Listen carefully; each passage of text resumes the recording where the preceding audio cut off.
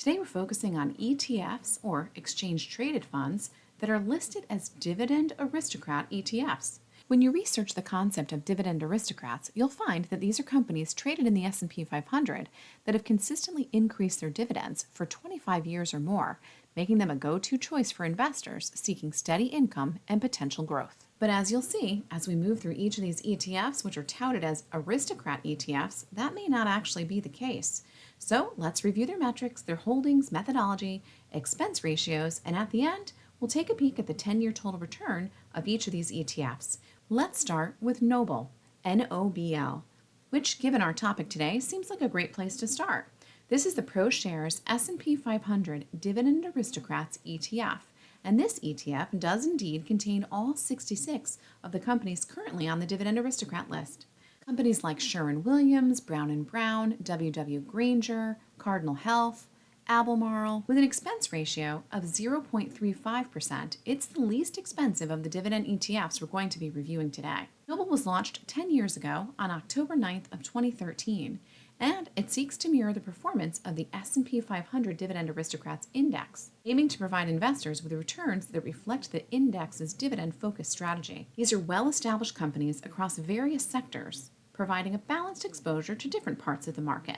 Because it is following an index, Noble utilizes a full replication technique, meaning it aims to replicate the performance of its benchmark S&P 500 Dividend Aristocrats Index.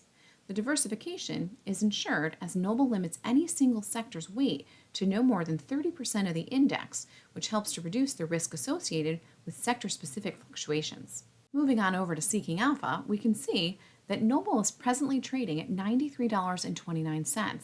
Year-to-date is up in share price by 3.56%. There's that expense ratio of 0.35%. It's a quarterly payer, and right now the dividend yield is 1.95%. And looking at the dividend summary, you can see a 5-year dividend growth rate of 5.79% and an annual payout of $1.82 for each share that you own, and pays out in the months of March, June, September, and December. Noble's a pretty straightforward way to invest in companies with a proven track record of providing reliable income through dividends. Keep in mind that while historical performance is something to consider when selecting companies or ETFs for your portfolio, it doesn't predict future performance. Next up is Regal, ticker symbol is REGL, and this is the ProShares S&P Midcap 400 Dividend Aristocrats ETF. It debuted on February 3rd of 2015 and focuses on mid-sized companies within the S&P Midcap 400 index. These are businesses with a proven track record of consistent dividend growth, spanning at least 15 consecutive years.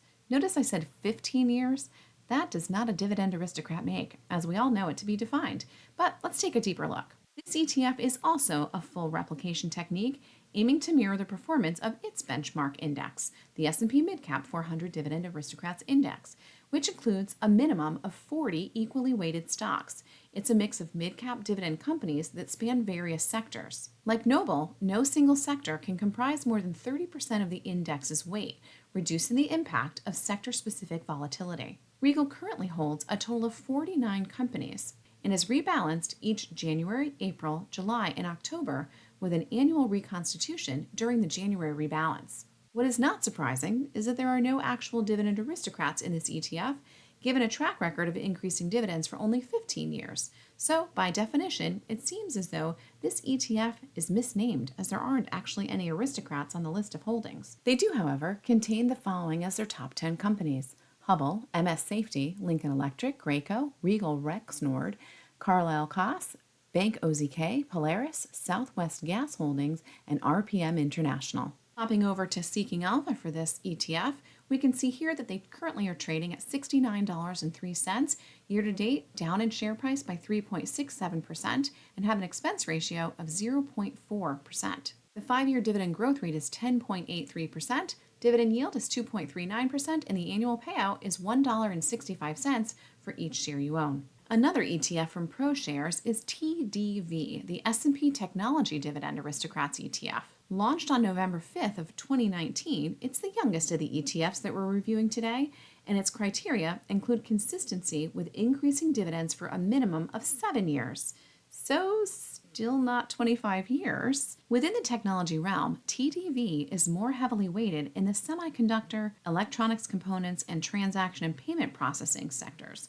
This ETF is comprised of companies like Littelfuse, Microsoft, Broadcom, and KLA Corporation, all of which are in my Big Safe Dividend portfolio experiment that is presently cooking up over a Bunsen burner right now. If you haven't seen that series, I'll link it in the comments below. For ProShares, these companies are known for their hallmarks of quality, including stable earnings, solid fundamentals, and a history of strong profits and growth. These are some well-established technology-related companies that have not only paid dividends, but have also grown them for, as I mentioned earlier, at least 7 years. Also employing a full replication technique, TDV seeks to mirror the performance of its benchmark index, the S&P Technology Dividend Aristocrats Index. With a total of 38 holdings, TDV offers a concentrated yet diversified exposure to the technology dividend space.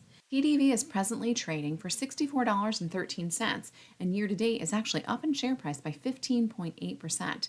The expense ratio is 0.45%.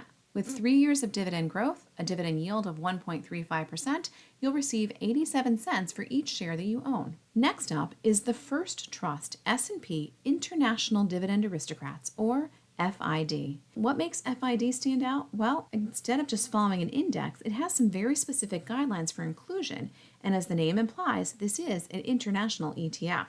The index begins with the S&P Global Broad Market Index and filters out companies with an average daily traded value below $5 million over the preceding 3 months.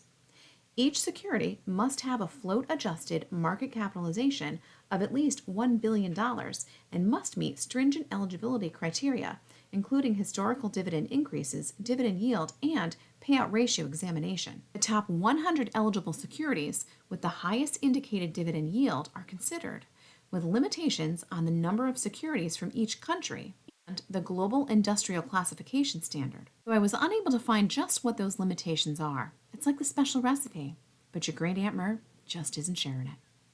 Each company is then weighted by indicated annual dividend yield.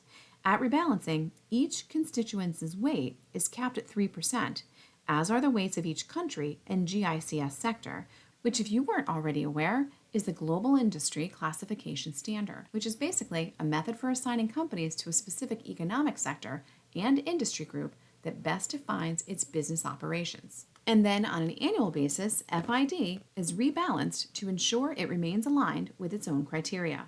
This ETF entered onto the scene in 2013 with a total of 81 international holdings. The diversification by country is shown here. I did briefly review the top 10 holdings, and I'm not seeing much in the way of consistent dividend increases, but they did tend to offer higher dividend yields. This ETF presently trades at $14.91 and year to date is down in share price by 3.5%. The expense ratio is almost the highest of the bunch at 0.6%. This is the highest yielding of them all at 4.49%, giving you 67 cents for each share that you own, but has a negative 5-year dividend growth rate of negative 7.33%. Now let's take a look at KNG. The SIBO Vest S&P 500 Dividend Aristocrats Target Income ETF. KNG stands out amongst the rest of these ETFs for its unique approach of targeting a specific income level using options premiums to provide targeted income to its investors, which might be attractive to you if you're looking for steady returns, which, in looking at the dividend history, do tend to fluctuate quarter over quarter. The index that KNG tracks is the SIBO S&P 500 Dividend Aristocrats Target Income Index Monthly Series, a unique rules-based buy-right index designed with a specific objective in mind. The primary goal of the index is generating an annualized level of income that is approximately 8% over the annual dividend yield of the S&P 500 index, with a secondary goal of generating price returns that are proportional to the price appreciation of the S&P 500 index. The index is composed of 2 key components: an equal-weighted portfolio of the stocks found in the S&P 500 Dividend Aristocrats Index, and a rolling series of short written call options on each of these aristocrat stocks. Covered calls or written call options are implemented on a monthly basis, providing a systematic approach to generating income. The index's underlying aristocrat stocks are those that have consistently increased dividend payments for at least 25 consecutive years and meet specific market capitalization and liquidity requirements. There are currently a total of 131 holdings, and we've already learned that there are 66 dividend aristocrats right now. So that means KNG is composed of an additional 65 companies that may not necessarily meet that aristocrat criteria. It's presently trading for $52.41 a share, and year to date is up in share price by 2.46%. This has among the highest of the expense ratios of these ETFs that we reviewed today, and he agrees, at 0.75%. With 2 years of dividend increases, we've got a 5-year dividend growth rate that tops the rest at 38.31%. The dividend yield is 3.91%, and for each share that you own, you receive $2.05 each year. Now let's look at the total return for all of these dividend ETFs to see who has had the best performance historically. You can see FID, which you'll remember is the international ETF, has a 9.85% total return, followed by KNG at 63.35%, TDV at 68.79%, followed by Regal at 105.45% total return. The S&P 500, we squeak in there at 162.38% total return. And finally, Noble, with the most noble of performances, at 171.9% 10-year total return. As you consider the role of dividends in your investment journey, don't forget to weigh the benefits and risks of any investment strategy. Let me know your thoughts in the comments below, and then go and take a peek at this video next. A full replication technique. These covered calls or written call options are implemented on a monthly basis. Do you hear the bike, you guys?